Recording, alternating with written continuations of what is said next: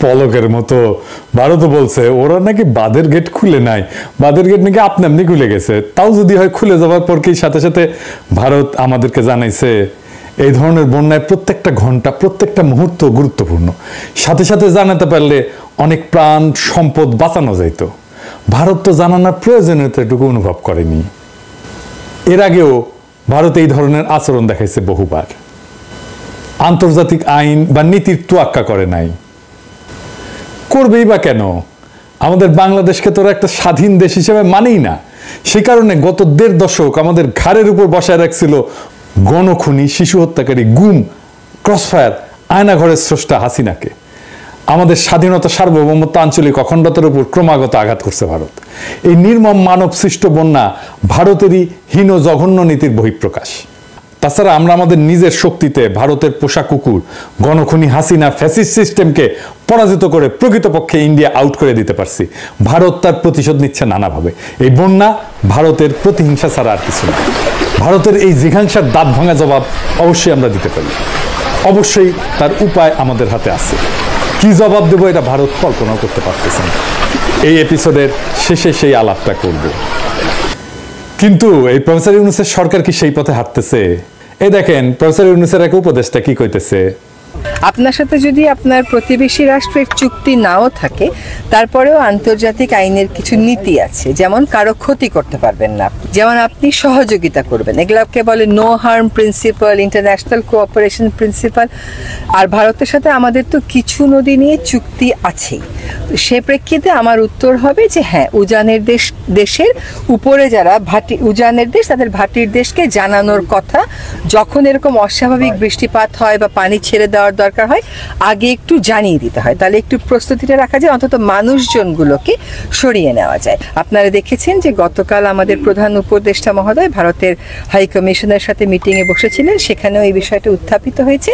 আমরাও সিদ্ধান্ত নিয়েছি যে আমাদের পররাষ্ট্র মন্ত্রণালয়ের মাধ্যমে এইরকম অবস্থা ভবিষ্যতে যাতে আর না হয়, বাংলাদেশের মানুষের যেন অভিন্ন নদীকেন্দ্রিক এইরকম মনুষ্য সৃষ্ট সমস্যা হয়। প্রাকৃতিক যেটা, সেটা তো আর কারোর হাত নেই, কিন্তু আমরা যদি একটু আগে থেকে জানতে পারতাম তাহলে আমাদের প্রস্তুতিটা একটু রাখতে পারতাম। তো সেটা মানুষের কারণে, না জানানোর কারণে যাতে আমাদের কোনো এরকম বড় সমস্যা না হয়, সে ব্যাপারে ভারতকে আমরা আমাদের প্রস্তাবনাগুলো জানাবো।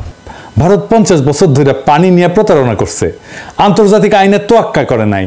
এখন আমাদের বিশ্বাস করতে হবে যে তারা তাদের কৌশল বদলাবে, কারণ প্রমিত ভাষায়, শান্তিনিকেতনী ভাষায়, রবীন্দ্রসঙ্গীতের সুরে রেজওয়ানা তাদের কাছে সবিনয়ে আবেদন করতেছে। আমাদেরকে সেটা বিশ্বাস করে বসে বসে আঙুল চুষতে হবে, তাই না? বাংলাদেশ ভারত কূটনৈতিক রিলেশনের রিয়ালিটি, তার ইতিহাস সম্পর্কে জ্ঞানবিহীন এই সমস্ত অথর্ব, অরাজনৈতিক, ভীরু আর নির্বীর্য উপদেষ্টারা কার্যকর ব্যবস্থার দিকে না গিয়া পররাষ্ট্র মন্ত্রণালয়ের উপরে দায়িত্ব চাপাই দিয়ে পার পেতে চাইতেছেন। অথচ আমাদের হাতে খেলার শক্ত কার্ড আছে। ধরেন আজ সরকার ভারতের প্রতি এরকম নতজানু না হয়ে শহীদ আবু সাইদের মতো সাহস কইরা বুকসিতা তিস্তা প্রকল্প যদি চীনকে দেওয়ার সিদ্ধান্ত নিত, তাহলে আগামীকালই ভারত দৌড়ে আসতো হাত জোর কইরা, গ্যারান্টেড, লিখে রাখতে পারেন। কিন্তু এইসব অথর্ব, ভীরু, অরাজনৈতিক, কাপুরুষ উপদেষ্টা পরিষদ পরিবৃত হইয়া প্রফেসর ইউনূস আমাদের শক্ত কার্ডকে ব্যবহার করতে পারবেন কিনা তা নিয়ে আমার সংশয় বাড়তেছে। আমি শঙ্কিত যে 1-11 প্রবেশকারীদের হাতে সরকার ক্রমান্বয়ে হয়ে পড়ছে 1-11 দ্বিতীয় সংস্করণ। এটা বাংলাদেশ 2.0 না হইয়া ক্রমাগত 111 2.0 হইতেছে। দেখেন ডিজিএফ এর বট বাহিনী কিভাবে প্রফেসর ইউনূসের সরকারের সমালোচনা করলে ঝাঁপায় পড়তেছে আমার প্রোফাইলে আইসা। এটা তো প্রফেসর ইউনূসকে জবাব দিতে হবে যে ডিজিএফ এর বট বাহিনী কিভাবে এখনো কার্যকর থাকে। এ দেখেন কপি পেস্ট কইরা কমেন্ট করতেছে প্রফেসর ইউনূসের পক্ষে। আমাদের ট্যাক্সের টাকায় প্রফেসর ইউনূস কি জানে ডিজিএফ এর বট বাহিনী কি এবং তারা কিভাবে আমাদের উপর অত্যাচার করছে? ডিজিএফ এর বট বাহিনীর উপর প্রফেসর ইউনূসকে ভরসা করতে হচ্ছে এখন। এই অবস্থায় ছাত্র জনতা তাদের ক্ষমতায় বসাইছে, তাদেরকে দুর্বার আন্দোলন চালিয়ে যেতে হবে ভারতের প্রতি নতজানু আচরণ চিরতরে খতম করার লক্ষ্যে। তিস্তাবাদ নির্মাণে চীনের প্রস্তাব গ্রহণ করার জন্য তীব্র চাপ সৃষ্টি করতে হবে এই সরকারের উপরে। আমি আনন্দিত ঢাকা বিশ্ববিদ্যালয় সহ সারা বাংলাদেশের ছাত্ররা আওয়াজ তুলছে, বন্যায় যদি মানুষ মরে 7 সিস্টার্স থাকবে না রে। শুনেন।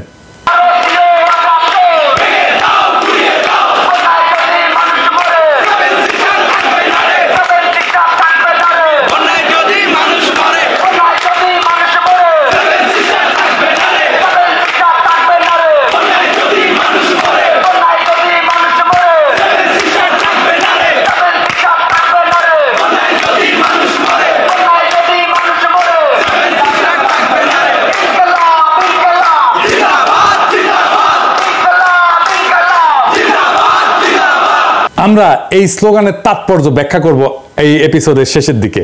আর এই উপদেষ্টারা যারা এই ছাত্রদের রক্ত মারায় ক্ষমতা উপভোগ করতে আসছে, তারা মিন করে কথা বলে। আমি বলতেছি না যে এটা বিপ্লবী সরকার হয় নাই। বিপ্লব বানান করতে পারবে কি দেখেন, পারবে জিজ্ঞেস করেন। যাই হোক, তিস্তাবাদ কি এই জিনিসটা একটু জানি।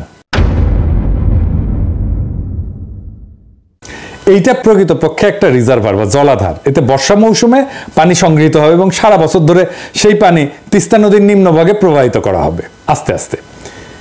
এই পানি ব্যবস্থাপনা শুকনো মৌসুমে পানি প্রাপ্তি এবং নদীর নাব্যতা নিশ্চিত করবে। এটা আমার মনে হয় বাঁধ আর জলাধার নিয়ে কেউ বিভ্রান্তিতে আছে বা বিভ্রান্তি ছড়ানো হচ্ছে। সামাজিক যোগাযোগ মাধ্যমে দেখতেছি কেউ বলতেছেন বাদ দিলে তা কেবল পানি আটকাবে, কিন্তু সেই পানি ভারত ফেরত পাঠায় সেই দেশকে ভাষায় দেওয়া যাবে না। এখানে ভারতকে ভাষায় দেওয়ার কথা উঠতেছে না, এইটা পাগলামি। আমরা বলছি জলাধার বা রিজার্ভারের মাধ্যমে পানি ব্যবস্থাপনার কথা। তিস্তা প্রকল্পের উদ্দেশ্যই তাই।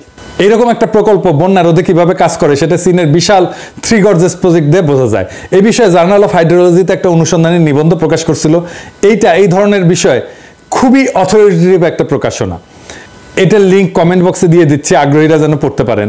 এই আর্টিকেলের কনক্লুশন হচ্ছে ইংরেজিতে, তো ইংরেজি যখন লিখেছে তাহলে ঠিকই লিখেছে, তাই না? তবে বাংলা হইতেছে যে এই বাঁধ বন্যা রোধ বিদ্যুৎ উৎপাদনের মাধ্যমে বিশাল অর্থনৈতিক এবং সামাজিক অবদান রাখছে। এটা কিন্তু চাইনিজ প্রোপাগান্ডা না, এটা একটা মর্যাদাশীল আন্তর্জাতিক জার্নালের কথা।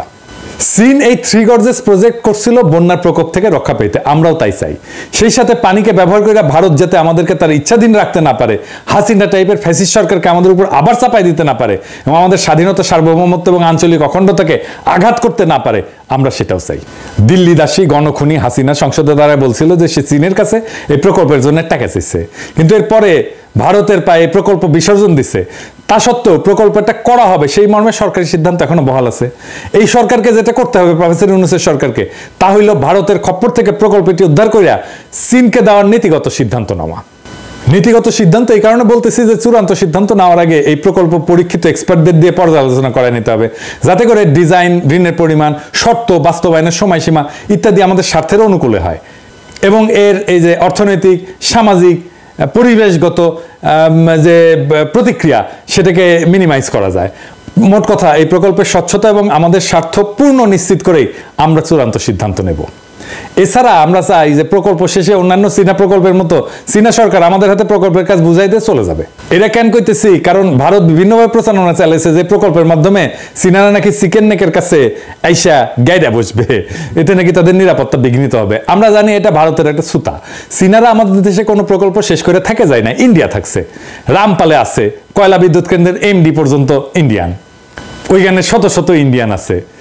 ভারত এই ধোয়া তোলার আসল কারণ হইল এই ধরনের প্রকল্পের মাধ্যমে আমরা যেন পানি নিয়ে ভারতের উপরে নির্ভরশীলতা কাটায় না উঠতে পারি।